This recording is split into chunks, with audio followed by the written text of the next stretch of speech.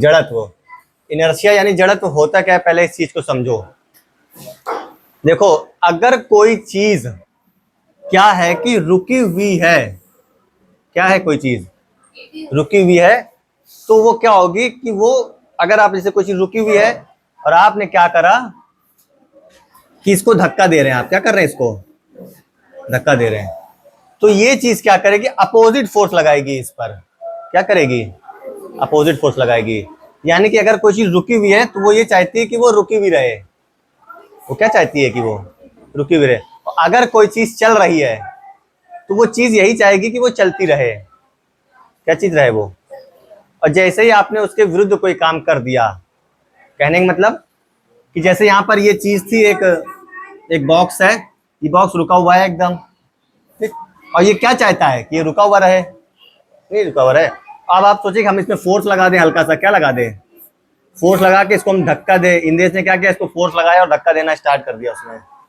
अब जब धक्का देना स्टार्ट करोगे तो ये बक्सा भी जो है, ये भी क्या करता है, फोर्स लगाने लग जाता है। क्या करने लग जाता है, फोर्स लगाने लग जाता है। मान लो कि इस बक्सा फोर्स लगा रहा है 5 न्यूटन का, और आपका भी फोर्स लग रहा है मान लो 4 न्यूटन का, तो क्या होगा, अभी ये बक्सा अपनी जगह से हिलेगा नहीं, क्योंकि बक्सा ये चाह रहा है ना कि वो रुका हुआ रहे। वो अपोजिट फोर्स लगाता है कि भाई हम रुके हुए रहना पसंद कर रहे हैं। जैसे कोई बच्चा है, वो चाहता है कि हम ना पढ़े, और कहीं आपने अगर उसे पढ़ने के लिए बोल दिया तो वो कैसे भी करके कोशिश करता है कि यार ना पढ़े ना पढ़े, कोई ना कोई बहाना मारता रहता है। लेकिन जहाँ मम्मी का डंडा उठता है, बस फिर सीधे वो पढ़ना स्टार्ट करता है। तो वही काम यहाँ भी है। ये जो बक्सा है जो रुका हुआ है, ये क्या चाह रहा है कि रुका हुआ रहे। तो अभी आपने, इंदेश ने फोर्स लगाया 4 न्यूटन का, बक्सा लगा रहा है 5 न्यूटन का, क्योंकि बक्से का फोर्स 5 न्यूटन का है। लेकिन जैसे ही आपने क्या करा, बक्सा अपनी जगह से नहीं हिल रहा है, अब आपने लगा दिया 6 न्यूटन का। क्या लगा दिया, अभी बक्सा खिसक जाएगा धीरे से, क्योंकि अब फोर्स क्या हो गया है, ज्यादा लगने लगा है। ठीक है, तो इनर्शिया में यही चीज होती है। इनर्शिया में किसी भी चीज से अगर आप इनर्शिया निकालोगे, जड़त्व निकालोगे, तो वो क्या करता है कि अपनी अवस्था के परिवर्तन का विरोध करता है। यानी जो उसकी अवस्था है पहले से, उसका हमेशा वो विरोध करेगा कि हमको हमारी नई अवस्था मत लाओ। मतलब अगर हम रुके हुए हैं तो हमको रुके हुए रहने दो प्लीज, हमको आगे मत चलाओ, नहीं तो कुछ समय तक वो फोर्स लगाएगा। ठीक है, अगर कोई चीज चल रही है, मान लो अब जैसे सृष्टि साइकिल से आती है, रेंजर साइकिल से, ये लो सृष्टि की साइकिल बना दी हमने, है ना, इस टाइप से साइकिल से आ रही है, ये सृष्टि साइकिल से आ रही है, बहुत स्पीड में आ रही है अपने घर से, और यहाँ माही आ रही है। माही क्या सोचे कि बड़ी तेज जा रही है, इसको हम रोक ले कि साथ साथ कोचिंग चले जाओ। आवाज दे नहीं पा रही है, कुछ समय तक इसका मुंह बंद है। तो अब सृष्टि की जो साइकिल है वो यही चाहेगी कि वो चलती रहे साइकिल। क्या रहे, वो चलती रहे साइकिल। और अगर माही ने साइकिल को रोकने की कोशिश करी तो देखिए माही ऐसा महसूस करेगी कि साइकिल अपनी ओर खींच रही है माही को, क्योंकि साइकिल क्या चाह रही है, वो चलती हुई रहे हमेशा, वो रुकना नहीं चाह रही साइकिल। हालांकि साइकिल रुक जाती है एक समय बाद, चाहे आप उसको रोके चाहे ना रोके, क्योंकि पैर के, उसके साइकिल के टायर और जमीन के बीच में भी फोर्स लगने लग जाता है, या कुछ हवा चलती है अपोजिट डायरेक्शन में तो वो रुक जाती है। लेकिन किसी कारण से वो रुकती है साइकिल। अगर सारे कारण हटा दिए जाए उस साइकिल को रोकने के, तो साइकिल सृष्टि की हमेशा चलती रहेगी, चाहे घर से फिर चलती, मतलब वो चलती रहेगी साइकिल। जैसे एक बॉल है, एक बॉल आप फेंकिए कस के, तो अगर बॉल, जब तक बॉल क्या चाहती है कि वो चलती रहे हमेशा, बॉल क्या करती रहे हमेशा, जिस डायरेक्शन में फेंका है उसी डायरेक्शन में वो चलती रहे, और वो हमेशा चलती रहना ही पसंद करेगी। और जैसे आप उसको रोकने की कोशिश करोगे, यहाँ से पता चला आपने बॉल को यूं पकड़ लिया, तो आपको ऐसा लगेगा कि बॉल आपको धक्का दे रही है कि हमको रोको नहीं। तभी हाथ हम लोग का पीछे की ओर होता है, हल्का सा नहीं होता है। इसके लिए ये इनर्शिया होता है। इसके लिए क्या हो जाता है, यही चीज इनर्शिया, कि ये भी अपने जो इसकी अवस्था रहती है चलने की, उसका ये विरोध करती है कि हम अगर चल रहे हैं तो हमको चलने दो, मत रोको। यहाँ क्या है, अगर हम रुके तो हमको रुके रहने दो, मत चलाओ। ठीक है, और जैसे हम लोग कोई बाहरी फोर्स लगाते हैं तो इसका विरोध करने लग जाते हैं ये, और तब तक विरोध करते हैं जब तक इनकी अवस्था परिवर्तन ना हो जाए, या आप इनसे ज्यादा बल ना लगा दे। कभी देखना, अगर आप एक कस के बॉल फेंकेंगे तो बॉल एक टाइम बाद जाके रुकती है, तब आपको सर जी वहां तो कोई रोकने वाला है नहीं, तो वहां जमीन रोकती है बॉल को। जैसे जमीन है, ये बॉल बार बार जमीन पे क्या करती है, टिप्पा खाती है, तो वो रुक जाती है इस कारण। अब सोचो अगर जमीन पे टिप्पा ना खाए वो, और हवा भी ना चले, तो बॉल हमेशा चलती रहेगी, वो क्या हो जाएगी, हमेशा वो रुकेगी ही नहीं कभी वो। जैसे आप उस पर हाथ लगा कर रोकेंगे तो उसका विरोध करेगी वो, बॉल क्या कहेगी, नहीं हमको रोको नहीं, हमको चलने दो। तो ये इनर्शिया बॉल के लिए रहता है। तो इसकी जो ओवरऑल जो डेफिनेशन बन जाती है आपकी, तो ओवरऑल डेफिनेशन यही बनती है कि अगर कोई चीज़ रुकी हुई है, ठीक है, और अगर कोई चीज़ चल रही है, आप उसकी अवस्था में परिवर्तन करते हैं, यानी रुकी हुई चीज़ को चलाएं या चलती हुई चीज़ को रोकेंगे, तो क्या करेगी वो चीज़, आपको हमेशा अपोजिट फोर्स लगाती है। क्या लगाती है? हमेशा अपोजिट फोर्स लगाती है, हमेशा लगाएगी। जैसे यहाँ बक्से में और ये बॉल में दिखा रहे थे एग्जाम्पल, महसूस भी किया होगा। और कब तक अपोजिट फोर्स लगाती है? जब तक कि आपका फोर्स उसके फोर्स से ज्यादा ना हो जाए। जहां आपका फोर्स ज्यादा हो गया इसके फोर्स से, ये चीज चलने लगेगी। फिर बक्सा कब तक फोर्स लगाएगा? जब तक कि फोर्स कम रहेगा आपका। जहां आपने और कस के लगा दिया फोर्स, बक्सा खिसक जाएगा आगे की ओर। तो बक्सा मजबूरी में आगे की ओर खिसक जाता है क्योंकि आपका फोर्स ज्यादा हो गया है। बॉल कब रुकेगी? अगर आप बॉल हल्के हाथ से रुकोगे तो बॉल नीचे आ जाएगी। नहीं, जब कैच लेते हैं उस टाइम बॉल का फोर्स ज्यादा होता है, बहुत स्पीड में होती है। अगर हल्का से तुम हाथ लगाओगे तो बॉल नीचे आ जाएगी, कस के पकड़ लोगे तो बॉल वहीं रुक जाएगी। तो बॉल अगर चल रही तो वो कब तक चलती रहना पसंद करेगी? जब तक कि आप उस पर कोई फोर्स ना लगा दो। जैसे ही आप फोर्स लगाओगे फिर वो बॉल रुक जाती है आके। फिर वो क्या होती है? बॉल। बात समझ में आ रही है? आगे बढ़े इनर्शिया को लेकर।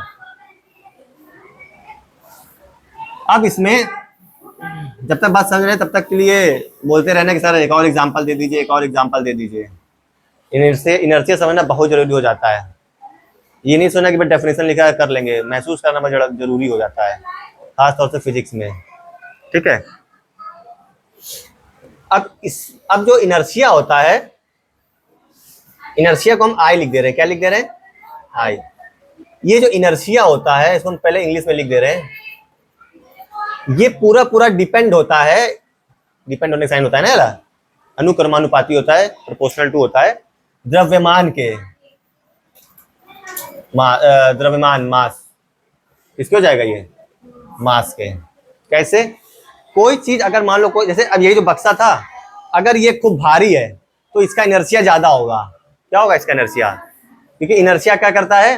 विरोध करता है हमेशा, अगर आपने उसकी अवस्था में परिवर्तन करा।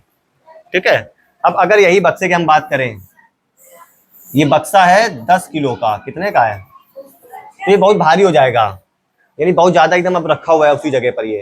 अब आप इस पर सोचोगे हम धक्का लगाएं, क्या लगाएं इस पे हम? अब आप इसे फोर्स लगाओगे जब, तो अब हालत खराब हो जाएगी। आप इसको फोर्स लगाओगे, हिलेगा ही नहीं अपनी जगह से, क्योंकि इसका मास ज्यादा है। और जब मास ज्यादा होता है तो इनर्शिया ज्यादा होता है ऑटोमेटिक। और इनर्शिया ज्यादा होने में क्या फायदा? इसको फायदा रहता है हमेशा, इनर्शिया इसकी मदद करता है हमेशा। अगर कोई चीज रुकी हुई है और उसका इनर्शिया ज्यादा है तो बहुत टाइम तक रुकी रहेगी वो, फिर आप उसमें कस के फोर्स लगाना पड़ेगा। अगर कोई बॉल बहुत तेजी से चल रही है और इसका इनर्शिया ज्यादा है तो बहुत तेजी से बॉल चलती रहेगी, फिर वो तो उस पर ज्यादा फोर्स लगाना पड़ता है रोकने के लिए। तो इनर्शिया हमेशा मास पे डिपेंड करती है। कोई चीज अगर बहुत भारी है, क्या है बहुत, तो आपको उसको उतना ही ज्यादा फोर्स लगाना पड़ जाता है।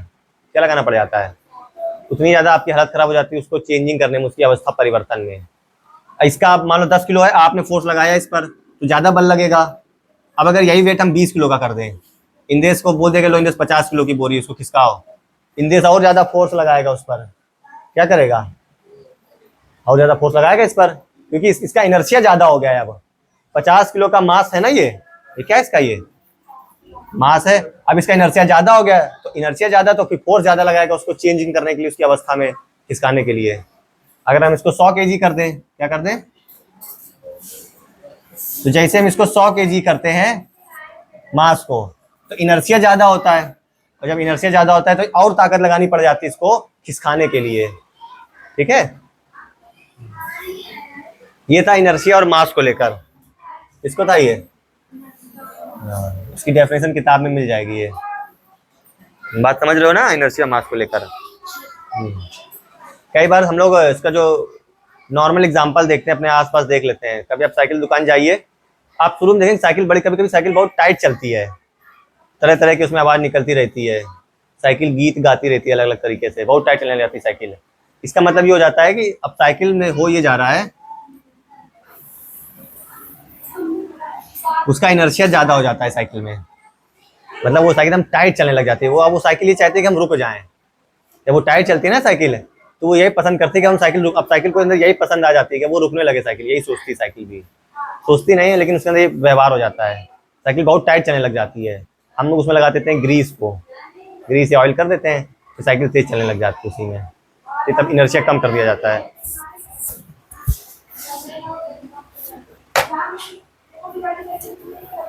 और जो आपका इनर्शिया भी है ये भी दो टाइप्स के आ जाता है। इनर्शिया भी आपका कितने टाइप्स का आ जाता है? दो टाइप का आता है। पहला आता है inertia of rest,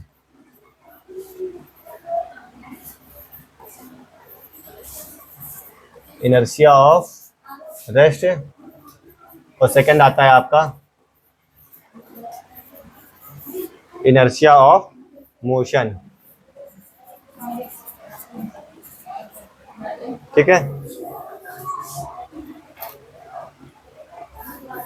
inertia of rest वही समझा दिए दोनों हम। इनर्शिया ऑफ रेस्ट में क्या होता है, अगर कोई चीज रेस्ट में है, रुकी हुई है, तो वो रुकी हुई रहना पसंद करती है, कब तक? जब तक आप उसे फोर्स लगा दे। और इनर्शिया ऑफ मोशन में क्या रहता है कि अगर कोई चीज चल रही है तो वो चलते हुए रहना पसंद करेगी जब तक उसको कोई फोर्स न लगाया जाए रोकने के लिए। ठीक है, ये दोनों इनर्शिया की बात थी। अब न्यूटन का फर्स्ट लॉ देखिए क्या होता है। कल हम न्यूटन के लॉ के बारे में बात करने जा रहे थे ना, तो उसके पहले हमने आपको इनर्शिया और मास बता दिया था दोनों। और इनर्शिया डिपेंड करता है मास पर, यानी कि द्रव्यमान पर। जितना ज्यादा जिसका द्रव्यमान होगा उतना ज्यादा इनर्शिया होता है। ठीक है,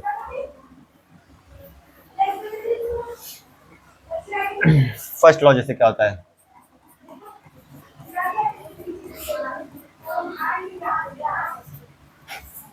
Newton first law. Newton first law यही रहता है, बहुत आसान है, आप फर्स्ट लॉ समझ ही चुके एक तरीके से।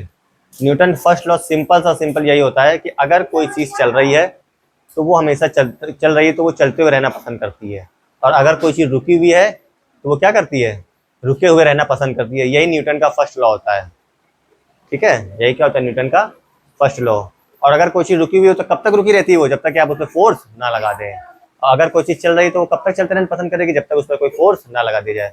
फोर्स लगाओगे वो चीज रुक जाएगी। ठीक है, ये इसका फर्स्ट लॉ रहता है न्यूटन का, उसको हम अपने दिमाग में बैठा लेंगे।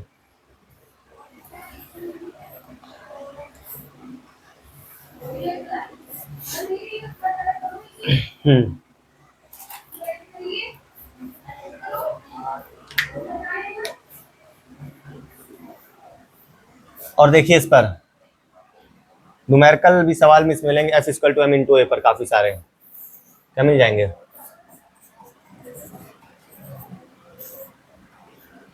F equal to M into a के बारे में आपको पता होना चाहिए कि एफ क्या होता है। एफ क्या होता है? फोर्स, हिंदी में क्या बोल देते हैं? बल। ठीक है, और एम क्या होता है? मास। ए क्या होता है? एक्सीलरेशन होता है, यानी कि हिंदी में क्या बोलते हैं इसको? त्वरण। फोर्स का जो यूनिट होती है वो होती है न्यूटन। क्या होती है? न्यूटन। जो और मास की यूनिट क्या होती है? द्रव्यमान की। मास है ना, मास द्रव्यमान है, किलोग्राम रख लो, इसका क्या रख लो। और एक्सेलरेशन की यूनिट क्या होती है? मीटर प्रति सेकंड स्क्वायर। और F equal to M into A formula लगा दिया जाता है। इस पर एक दो सवाल देख लो।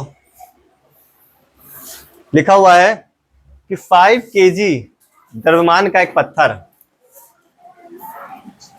हिंदी में लिखा हुआ है 5 केजी द्रव्यमान का क्या है? एक पत्थर, यानी कि एक पत्थर स्टोन है जिसका मास दे रहा है कितना? 5 केजी। यहाँ न्यूमेरिकल के लिए लगा दो, ठीक है ना, क्वेश्चन है ये।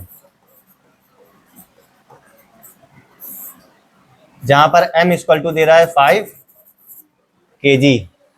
ठीक है, 10 मीटर पर सेकंड के वेग से लुढ़क रहा है, मतलब कि क्या करा जा रहा है? उसको धकेला जा रहा है, जिसमें स्पीड दे दी गई है यहाँ पर 10 मीटर प्रति सेकंड v। देखिए ये तो अगला उसका क्वेश्चन आ गया है, यहाँ v लग जा रहा है।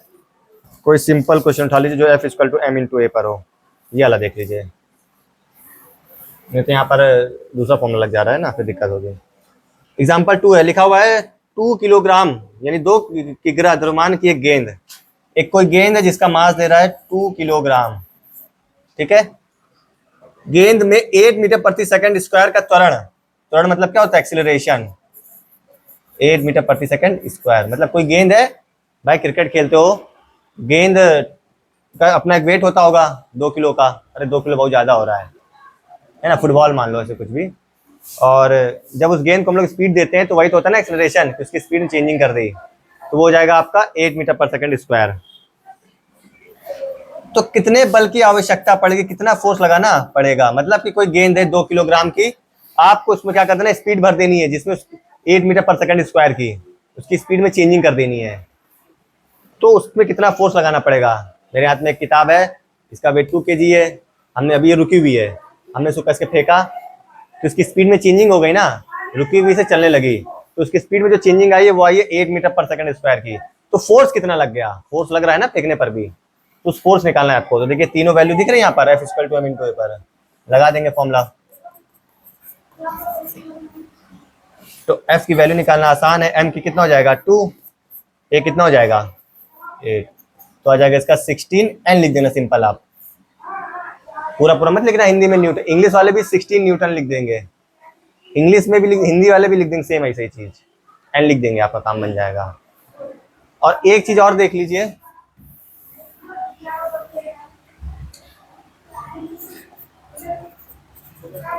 कि द्रव्यमान, एक ये द्रव्यमान हो जाएगा पहला, और एक हो जाता है आपका, इसको बोलते हैं मास, और एक आपका और होता है क्या, भार।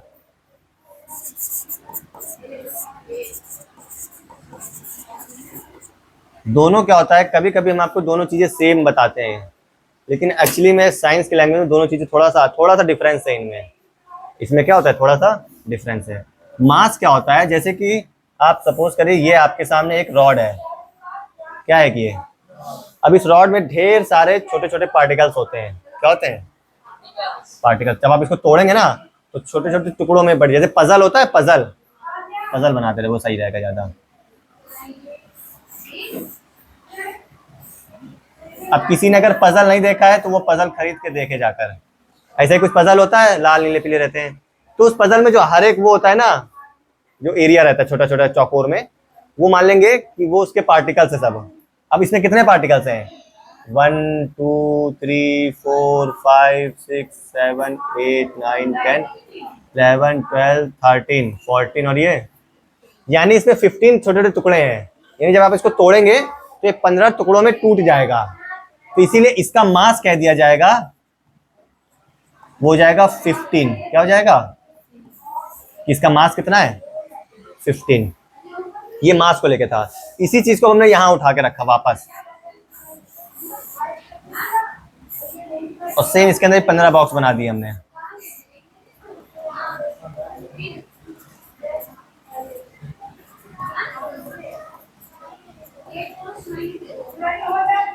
एक खाली रह गया, एक को खाली रहने दो।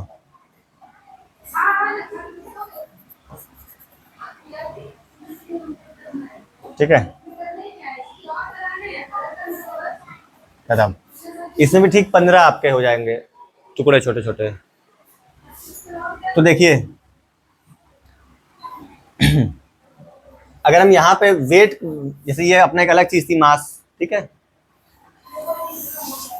अब जब हम वेट के पास आते हैं, भार के पास आते हैं, तो देखेंगे आप यहाँ पर भी मास कितना रहेगा, इसका 15 ही रहेगा ना, लेकिन मास के साथ एक चीज और जुड़ जाती है, वो होती है गुरुत्वाकर्षण बल, जी जिसे बोलते हैं।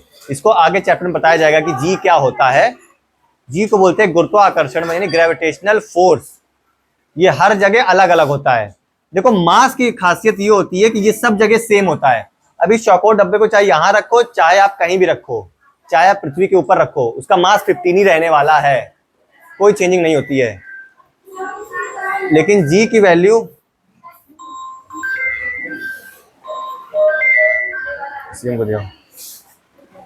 लेकिन जो जी की वैल्यू होती है, ये चीज ये हर जगह बदलता है। जमीन पे कुछ और होता है तो पृथ्वी पर कुछ और, अंतरिक्ष पे कुछ और होता है। समझ रहे बात को? जो जी की वैल्यू होती है, अभी जी के बारे में नया नया पूरा चैप्टर है आगे, लेकिन अभी अब नॉर्मल एक गुरुत्वाकर्षण बल भी एक तरीके का फोर्स होता है। क्या होता है एक तरीके का?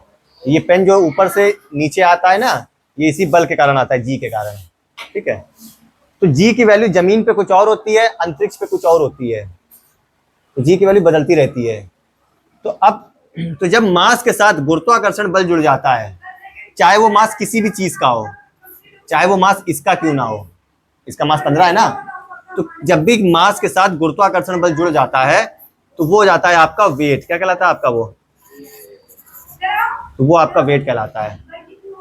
यानी इसको लिख देते हैं W बराबर m इंटू जी। ठीक है, W बराबर m इंटू जी।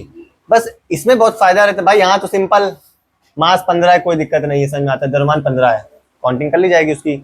यहाँ पर क्या होता है, मास के साथ गुरुत्वाकर्षण जुड़ जाता है, तभी दोनों मिला के वो वेट कहलाता है, यानी कि भार कहलाता है। क्या कहलाता है? ये भार कहलाता है। बस ये गुरुत्वाकर्षण बल जुड़ जाता है और ये चेंज होता रहता है। तो अगर सोचिए जो W है वो M पर भी डिपेंड कर रहा है और W किस पर भी डिपेंड कर रहा है, G पर भी कर रहा है। तो अगर दोनों में से देखो, ये तो बदलता नहीं है, बदलेगा क्या? बदलेगा आपका, तो जब G बदलता है तो पूरा पूरा W बदल जाता है, पूरा पूरा W। ऐसे मान लीजिए M की वैल्यू है 5 और G की वैल्यू है 2। अब अगर आप निकालेंगे W बराबर M इंटू जी करके, तो M5 मल्टीप्लाई G2 कितना आ जाएगा? 10 आंसर आ जाएगा। और अगर फिर देखिए वापस M की वैल्यू मान लीजिए फिर 5 है और G की वैल्यू है आपकी 6, तो W बराबर अगर M इंटू जी निकालेंगे तो 5 गुणे 6 हो जाएगा। तो कितना आंसर आ जाएगा इसका? 30। तो देखिए M सेम है, लेकिन जैसे G की वैल्यू बदल रही है, यहाँ G2 है, यहाँ G6 है, तो W की वैल्यू पूरी पूरी बदल जाती है। क्या हो जाती है? पूरी पूरी। भाई M की तो वैल्यू सेम रखी ना हमने, बस G की वैल्यू यहाँ कुछ और, तो यहाँ कुछ और है, तो W का आंसर भी कुछ और आ जा रहा है। तो इसीलिए वेट बदलता रहता है। हमारा जमीन पे वेट कुछ और है, तो अंतरिक्ष पे कुछ और होता है वेट। 6 से डिवाइड मार देंगे जितना भी होता है। ठीक है, ये डिफरेंस होता है द्रव्यमान और वेट में, तो इसीलिए इसको समझना बहुत जरूरी है। बहुत लोग इसको एक समझ के रखते हैं, जबकि एक नहीं, थोड़ा सा डिफरेंस होता है दोनों में। ठीक है बस भाई।